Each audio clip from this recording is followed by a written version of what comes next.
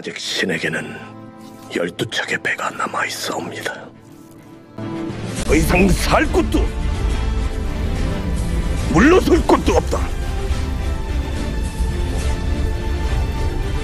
목숨에 기대지 마라. 살고자 하면 필히 죽을 것이고 또한 죽고자 하면 살 것이니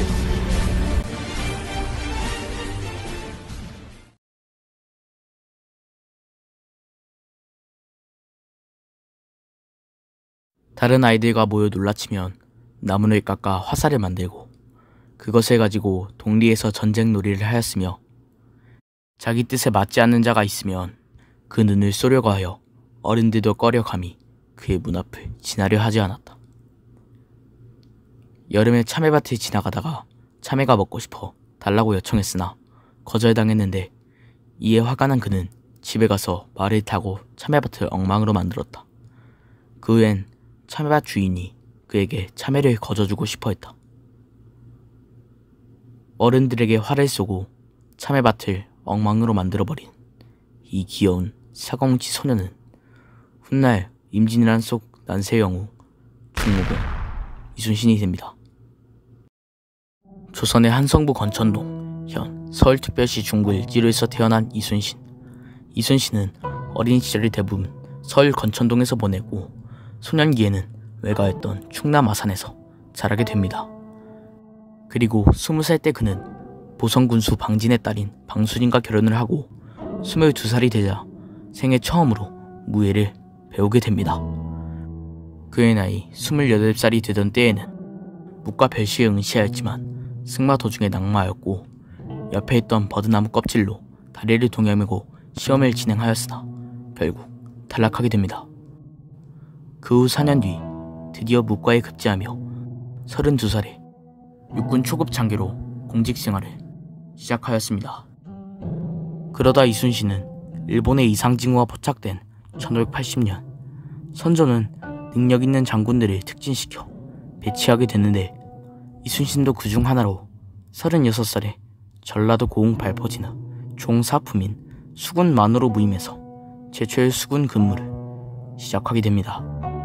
여기에서도 적지 않은 일화가 있다고 하는데 당시 이순신의 직속 상관이라 할 수 있는 전라 좌수사 성박이 발포진 관사에 있는 오래된 오동나무를 베어 검은고를 만들려고 하였으나 이순신이 관사의 오동나무 또한 국가의 물건이니 사사로이 베어갈 수 없습니다 라고 제지한 일이 있었습니다.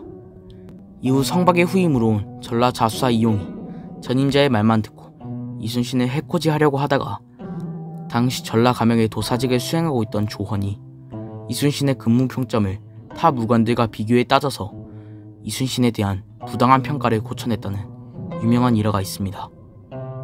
그리고 1583년에는 이순신이 여진족의 족장 울진해를 유인작전으로 생포했지만 상관이었던 김무서가 이순신을 시기하여 보고 없이 행동했다고 억지를 부려 공을 제대로 인정받지 못했습니다. 그 이후 같은 해 11월에는 종칠품 훈련한 창군이 되었으나 갑자기 아버지가 돌아가셔서 당시의 풍습에 따라 3년상을 지내고 오게 됩니다. 그리고 이순신은 총육품인 사복시 주부로 다시 복직되었습니다. 그리고 3년 후에는 함경도 국경에서 근무하고 있던 이순신이 당시 북병사 이일에게 밉보여 녹둔도 전투 이후 군관 이윤룡, 이경록과 함께 자신의 첫 번째 백의종군을 시작하게 되었습니다. 녹둔도 전투는 조정에 이순신의 이름을 알리는 계기가 되었고 백의종군 석 달 만에 이일이 이끄는 400여 명의 여진족 토벌군에 합류해 선조 21년인 1588년 1월에 일명 신전부락 전투로 불리는 대대적인 여진족 토벌전에서 추장인 우일기내를 생포하는 공을 세우고 백의종군을 끝냈습니다. 그 후 이순신은 다시 아산으로 가서 가족들과 함께 지냈죠. 그리고 1589년 12월에는 유성룡이 천거하여 전라도 정읍 현감이 되었습니다. 이순신은 좋은 일을 많이 해서 칭찬이 자자하였죠. 그러다 1590년 8월 선조는 이순신의 종 3품의 직책인 고사리진과 만포진을 첨사로 거듭 삼으려 하였으나 한 번에 종 6품에서 종 3품까지 승진할 수 없다고 논핵되어 개정되었습니다. 그 후 1년 뒤 1591년에는 47세로 정삼품인 전라자도 수군 절도사에 임명되면서 2년 만에 중육품에서 정삼품이 되었습니다. 이는 조선왕조 500년 중에서 가장 빠른 속도로 승진된 사람 중 한 명이었던 조광조와 비슷한 승진 속도였습니다. 많은 신하들이 이순신은 경험이 부족하다고 반발하였으나 선조는 이순신을 신임하였죠. 그의 이 결정은 조선을 구한 신의 한 수가 됩니다. 그 후 이순신은 돌격전함 거북선을 만들었고 이 거북선은 1592년 4월 12일에 전부 완성이 되었습니다. 그리고 하루 뒤인 1592년 4월 13일 외구의 침략으로 임진왜란이 발발하게 됩니다.